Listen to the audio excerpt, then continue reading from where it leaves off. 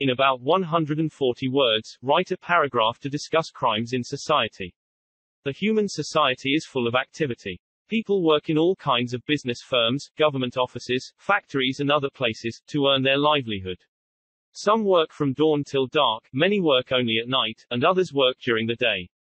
At the same time, men with criminal tendency are engaged in all kinds of activity, which often cause great hardship and sorrow to a large number of people in society.